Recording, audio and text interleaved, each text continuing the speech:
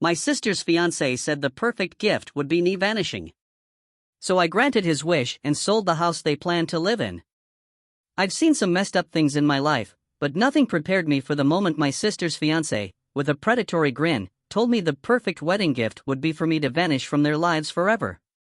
It felt like a punch to the gut, but what came next was an all-out war over something far more valuable than any gift: my home, my boundaries, and my self-respect.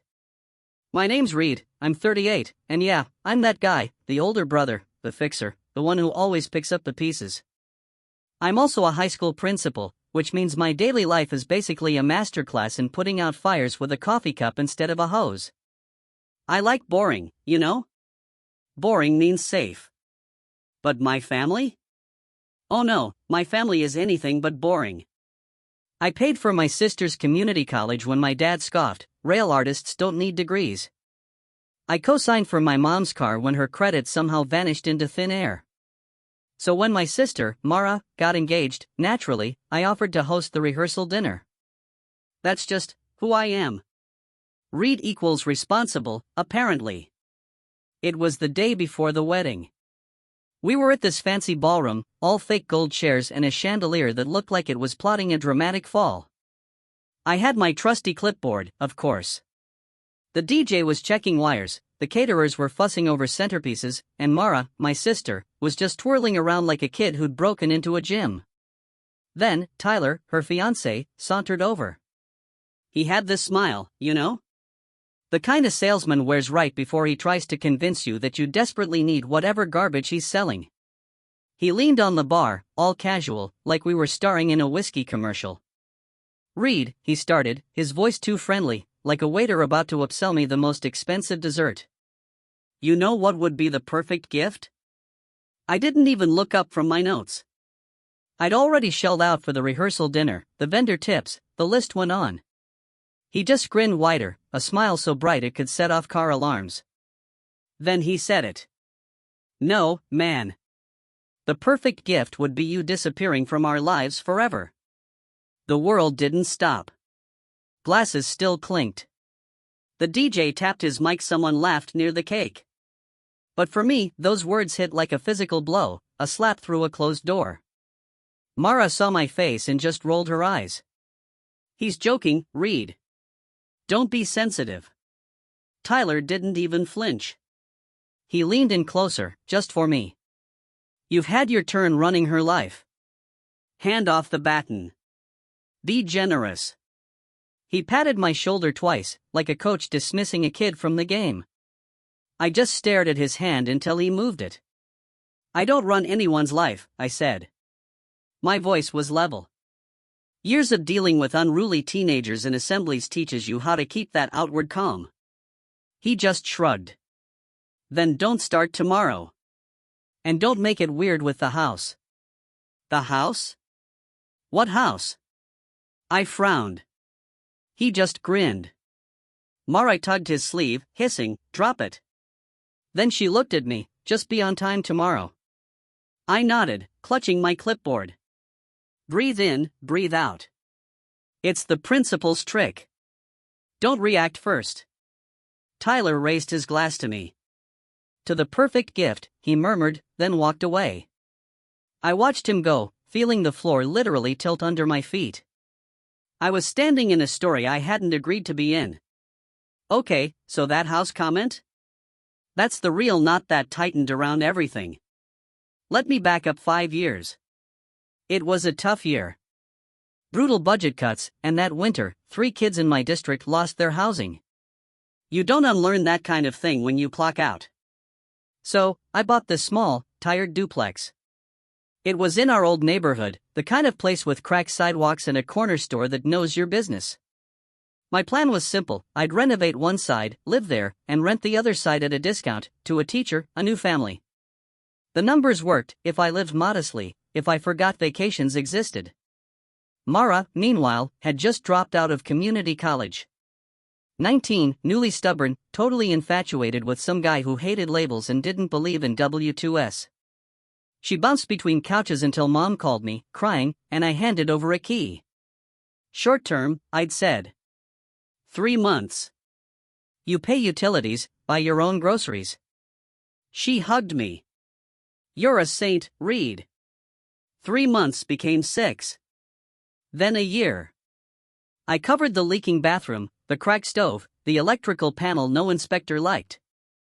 I never charged her a dime in rent. At first, it felt like doing the right thing. Then, it just felt like pushing a car with the parking brake on. Mom would say, "It's family. You'll get it back in blessings." Dad, always the contrarian, would mutter, "You love playing hero." And I guess part of me did. But mostly, I just remembered those kids, hungry in my school. So I kept paying. Then Tyler arrived, about 2 years ago. Always smiling, always loud, always a little too dressed up for the room. He sold experiences online. He had a podcast no one I knew listened to. He'd whisk Mara off to rooftop bars, posting photos with captions like, "We don't chase dreams. We lease them." In the beginning, I tried to connect. I asked basic questions. What's your plan? How do you pay taxes? Do you have health insurance? He'd just laugh, call me dad as a joke, and brush me off. He'd bring a new gadget to dinner and talk about wealth mindset between mouthfuls of pasta mom bought with my grocery money. One night, after he'd left, Dad said, "At least he's ambitious."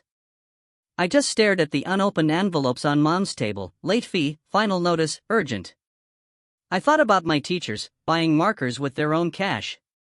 About the senior who quietly picked up extra shifts because his rent went up again. Tyler's ambition felt hollow. He proposed last spring, in a vineyard they absolutely couldn't afford. They sent the video to everyone. Drone footage. A guy with a violin. "Marry me," he'd shouted, and a hired crowd cheered. She cried. He cried. The comments section was a soup of hearts and rocket emojis. Within a week, my phone blew up. "Mara, Ty wants a big wedding. Mom, it's tradition for the older brother to handle the rehearsal dinner. Dad, don't be cheap." So I booked the rehearsal dinner. I made spreadsheets. I even asked the venue for a small teacher discount, because guilt, let me tell you, is a powerful grant application. I left work early, navigated traffic to meet vendors because, apparently, the athletic director can run a gym, but not a flower schedule. That's when the really bizarre stuff started. Tyler texted me a suggested gifts list for the wedding. At the top of it? Closing costs for the house transfer. I called him. "Close what?" I asked, my voice tight. "The house," he said, patient, like I was a particularly slow child. "Mara grew up dreaming of living near Mom. It's poetic. You sign it over to us. Your name off, our name on. We'll take on the utilities." I laughed. It's what my brain does to avoid swearing. "The house isn't a present," I said, trying to keep my voice even. "It's my retirement plan. And it's subsidized housing for a teacher on the other side." He just sounded bored. "You're a principal, man. You. LL be fine. Think about legacy." "Legacy," I shot back, "is keeping the rent low for the first-year teacher who cries at her desk." He chuckled. "Cute. Send me your lawyer's info." I didn't. Instead, I set a reminder to call my own lawyer to strengthen the no transfer without consideration clause on my file. Boring. Safe. A week later, a letter arrived from my homeowner's insurance. A note, additional insured requested. Tyler B. It wasn't legally binding, not like a deed, but it felt like a greasy fingerprint on glass. I called the agent. "I didn't request this." She shuffled papers. "Oh, we got a form signed by your sister." "Disregard," I said, and drove straight to the duplex. Mara's side of the duplex reeked of hairspray and those expensive candles that cost more than a decent set of tires. Tyler was sprawled on my couch, feet propped right on my coffee table. "Don't put your feet there," I said, my voice coming out sharper than I intended. He just smirked. Wow, the landlord emerges. I held up the insurance letter. Don't sign my name on things. It was Mara, he said. She walked out of the bathroom, wrapped in a towel.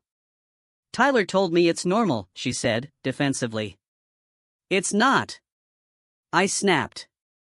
Stop treating my house like a wedding registry. I looked straight at her. You can stay through the wedding. After that, we need a plan. Her eyes hardened. For a second, she looked older than me. So, you're evicting me before my wedding? I exhaled, slowly. No. I'm asking you to be an adult. She turned away. Mom said you'd do this. It only got worse after that. Tyler started bringing strangers over, brainstorming in my living room. Boxes of cheap merch arrived with slogans like "Hustle like Sunday." One of my actual tenants on the other side texted me a photo of a drone camera hovering near her bedroom window. "Is this legal?" she wrote. I typed back, "No. Give me an hour."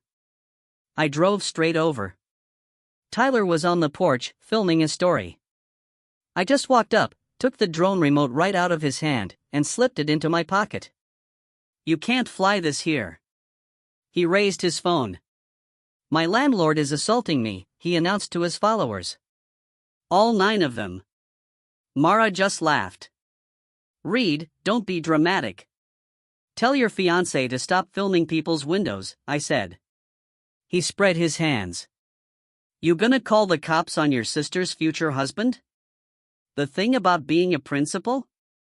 You learn to hold a silence so potent, someone has to fill it with a confession." I just stared at him. He dropped the smile first. 2 days before the wedding, Mom sent the dreaded group text, "Family meeting tonight. 6 p.m. Her living room was packed. Aunt Zora sat by the ficus, looking like she was presiding over a trial. Dad held a drink he swore was just ginger ale. Mara was all fluttery eyelashes and glossy lips. Tyler wore a blazer with sneakers, probably thinking he looked casual chic. Mom clasped her hands. "We need to align on the house," she said, her voice sugary sweet, but with steel underneath. "Traditionally," I said, "there is no tradition that says steel reads duplex. Tyler smiled at Mom. He's tense. I put a folder on the coffee table. Inside? 5 years of utility bills, repair invoices, a copy of the lease for the teacher next door. "This is not a spare toy," I said, my voice low but firm. "It's not a prop in your vlog. This is shelter." Dad snorted. Always the martyr. Aunt Zora chimed in, "You make good money, Reed. Don't be selfish." Mara's voice was small, but sharp. "I thought you loved me." Tyler leaned in, his smile dripping venom. "You know what would be the perfect gift," he said, echoing his line from the venue, but softer now, meaner. "Shut up and disappear." Mom didn't flinch. "Reed. Just sign a letter of intent. We'll figure out the rest."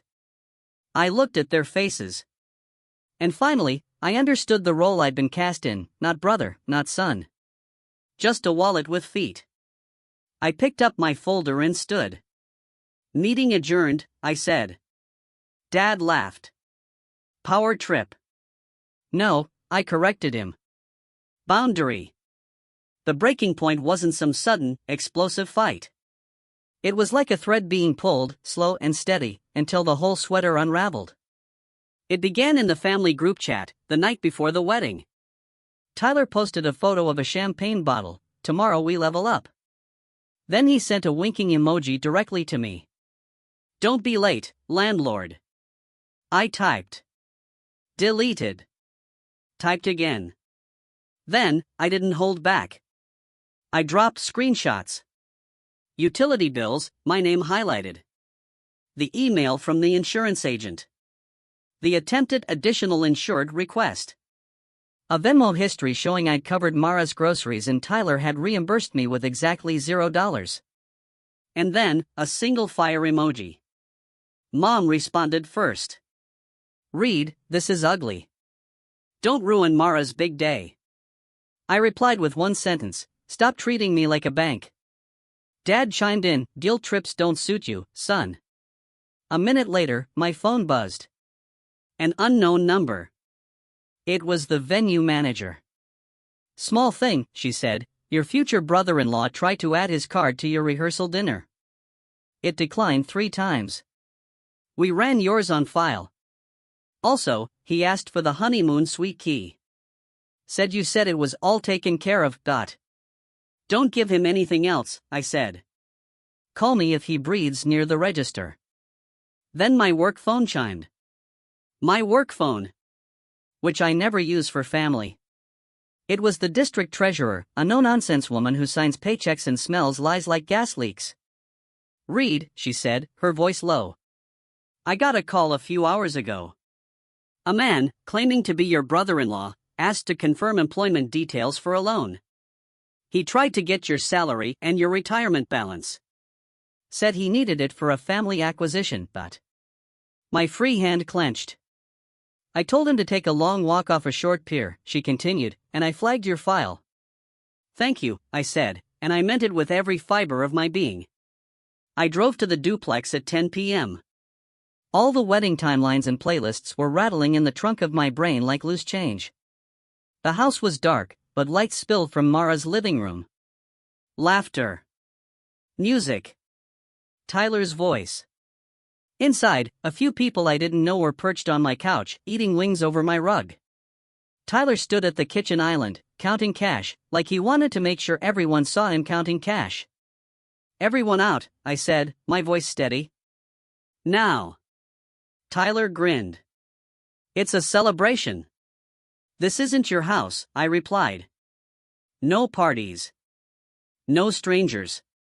No cameras. No." He stepped close, his breath sweet with something strong. "You can't hurt me," he whispered. "Tomorrow, I'll be family." My hand found my keys, clutched them tight.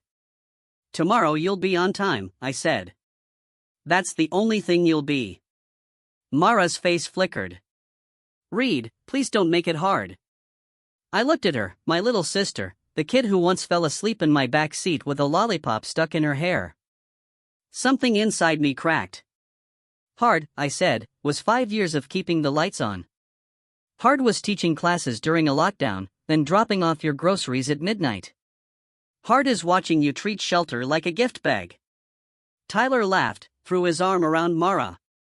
"There it is," he yelled to the room. "Principal Dad. Say it louder, man. Tell everyone you think you own us." I didn't raise my voice. I placed a small white envelope on the counter. "Mara," it said on the front. Inside, a copy of a letter I'd mailed earlier that afternoon. "Read it later," I said. "Not tonight." Tyler snatched it up. "What is this?" "Boundaries," I said, and then I just left. In my car, I checked the time. 10:47 p.m. I made 2 calls. One to my lawyer. One to my realtor. "Everything ready?" I asked. "DocuSign is in your inbox," my lawyer confirmed. "You'll have a final at 9 a.m. My realtor's voice was calm, the voice of a woman who'd probably sold 3 houses while in labor. "We close at noon," she said. "Funds by 3. I stared at my reflection in the dark window. My face looked like a man who'd been holding a heavy box for years and had finally, gloriously, set it down. Wedding day. Morning sunlight, sharp and clean like freshly laundered sheets. The venue reeked of roses and raw stress. I arrived at 9:15, coffee in hand for the staff, because kindness buys competence, always. My phone buzzed with 20 different family notifications. I turned off previews. The DJ waved. The florist waved. Paige, the coordinator with a headset like a pilot, gave me a thumbs up. "Tyler asked if we can do the private sparkler exit," she said. "He wants it before dinner." "Please don't set anything on fire before food," I told her. She laughed and moved on. I found a quiet spot near a window and opened my laptop. DocuSign blinked. I read every page like a man who'd learned that second readings save lives. Sale of duplex? Check. Tenant protections? Double check. Funds directed? Triple check. At 9:42 a.m., I signed. At 9:43, I forwarded the confirmation to my lawyer, my realtor, and one more email address, the new buyer. The new buyer? A small nonprofit that runs transitional housing for first-year teachers and newly arrived families. We'd built the deal in secret. They were paying slightly under market value, and I was eating the difference gladly. Because when you've watched a kid lug a backpack heavy with everything they own, you just stop measuring profit the same way. At 11:57 a.m., the ping. Closed. At 12:16, the wire confirmation landed. I exhaled, calm in a room that was still buzzing with hairspray and last-minute crises. I stepped into a quiet hallway and texted the venue coordinator. I have envelopes to place on every guest table, I wrote. Can we do it while folks are at cocktail hour? Of course, she replied. What's inside? Asking so I know if security should be on standby. Paper, I wrote back. Truth. She sent the little eyes emoji and a heart. The ceremony started at 3. Classical music swelled. Mara looked beautiful. Even Payne has to admit that. Tyler looked like a man auditioning to play groom on a streaming show. When the officiant asked if anyone has just cause, my jaw twitched and I fixed my gaze on the floor. Not today. Not my scene. They kissed. People clapped. I clapped too. Sometimes the kindest thing isn't the easiest thing. Cocktail hour. Laughter. Music. A table overflowing with shrimp that would later become a legendary tale in a bathroom group chat. I handed the box of envelopes to Paige. She snapped her fingers, and a small army of stealthy staff fanned out, quick as elves. Each envelope was matte cream, a single line printed in clear black type, for transparency, for goodbye, R. Inside? A short letter. A copy of the closing statement, redacted account numbers, and a small card with a QR code. The letter read, Dear guests, you were invited to celebrate love. You deserve honesty, too. For 5 years, I have carried the mortgage, utilities, repairs, and groceries for my sister's household. This was never a wedding gift. It was help. Help ends when harm begins. As of noon today, I sold the duplex to a nonprofit that provides affordable housing for first-year teachers and newly arrived families. It will no longer be available to my sister and her husband. Some will call this cruel. I call it a boundary. If you scan the code, you'll see where the proceeds went. If you know me, you know why. I wish the couple happiness that isn't built on theft. Read. The QR code led to a public donation page, already funded with the bulk of the proceeds, split 3 ways, a scholarship fund in my late grandmother's name for students planning to become teachers, a district emergency fund for housing insecure students, and a small grant pool to cover certification tests for paraprofessionals who wanted to become full teachers. No confetti, just receipts. We opened the ballroom doors. The reception began like any other. Entrance music. Cheers. First dance. Tyler did a performative dip for the camera. Mara laughed too loudly. Plates clattered. Then, the envelopes were opened. It started at the corner table, with Tyler's cousin, the one who'd posted #wedding season 3 times that day. She scanned the code and covered her mouth. 2 tables over, Aunt Zora blinked at the letter like it was written in a language she almost remembered. My tenant, the teacher from across the hall, watched it unfold, then looked at me with an expression I can only describe as pure relief. Tyler noticed the quiet first. He hates not controlling the noise. What's that? He demanded of the closest guest. The guest held up the letter. Tyler snatched it, scanned the lines, and laughed. But not like before. This laugh had teeth. He turned toward me across the room, still smiling, his voice heavy with sugar. What does this read? Transparency, I said. Mara walked over, her face bright, eyes frantic. What did you do? The house is sold, I said. I told you in the letter I put on your counter last night. She shook her head. You're ruining my wedding. I'm leaving your finances alone, I said. That's the gift. She blinked, like she didn't understand the word alone. Tyler waved the paper in my face. You think this makes you a hero? His voice rose. You think giving money to a bunch of strangers makes you holier than— Stop, I cut him off. You asked me to disappear. So I did. He jabbed a finger at my chest. You can't evict us without notice. You are not my tenants, I said. Not anymore. You're guests here. And in my life. He looked at the QR code again, as if willing it to rearrange itself into something kinder. The DJ, bless his heart, tried to lighten the mood. Okay, folks. Time for the no. Tyler bellowed, grabbing the mic. Feedback screeched. No music. We're doing this. He spun to face the room. This man, he pointed the mic at me like a weapon, wants a medal for being cheap. I didn't take the bait.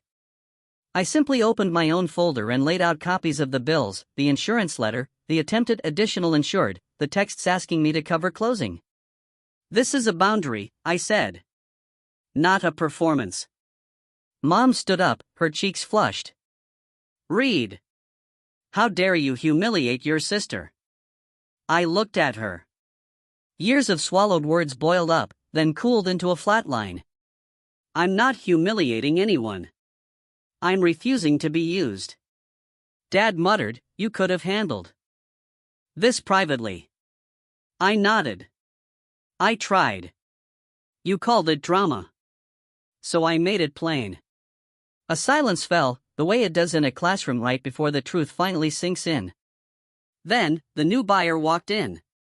2 representatives from the nonprofit, hair still windblown from a long day, invited by Paige without even telling me. They looked awkward in their thrift store suits. The woman at the front gave a small wave. Sorry to interrupt, she said. We just wanted to thank Reed publicly.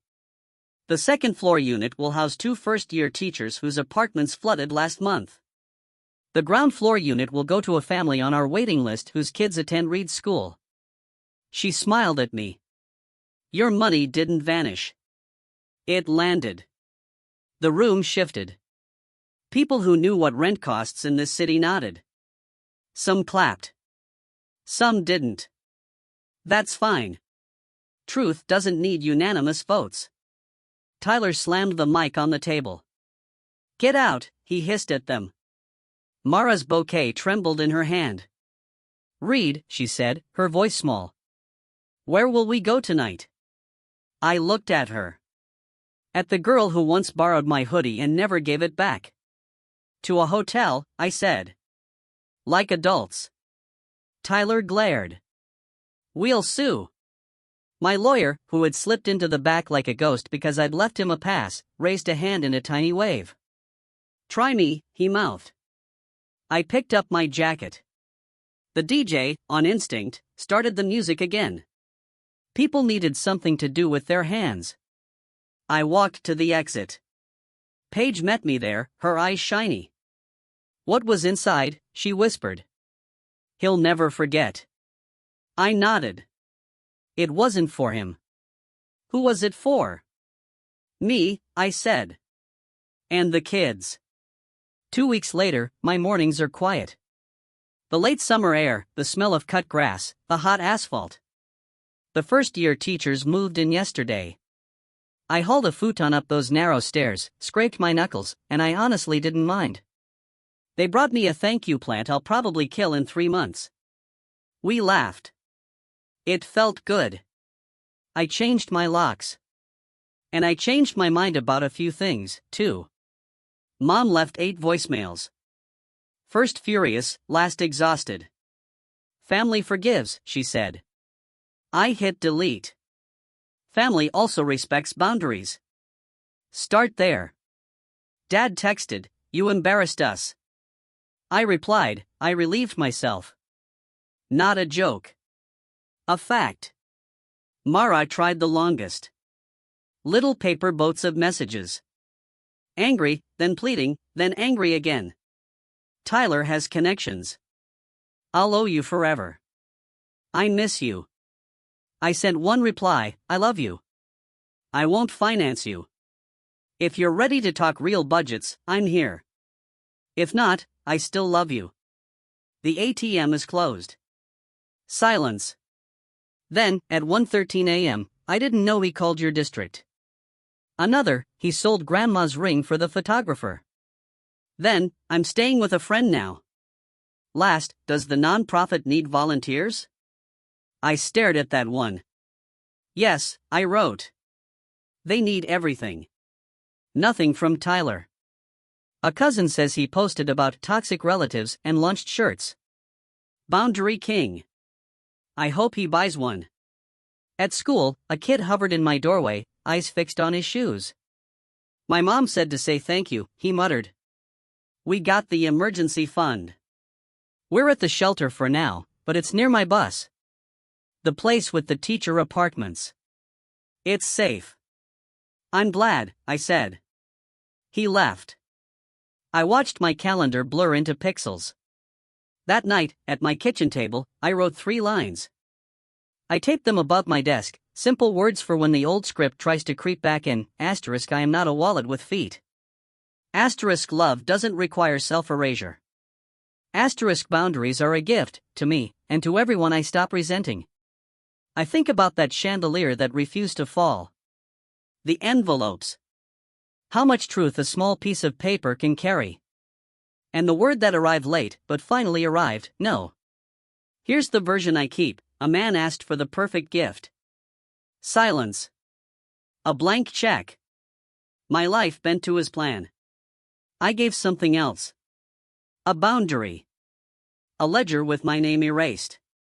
A house turned into shelter for people who won't post it for applause. I left envelopes so there'd be witnesses. Not to drama, but to a decision. I'm not disappearing. I'm here, living a life that's mine.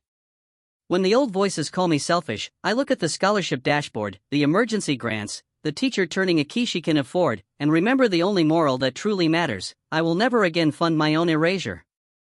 If you need me, I'll be where I've always been. Just past the boundary.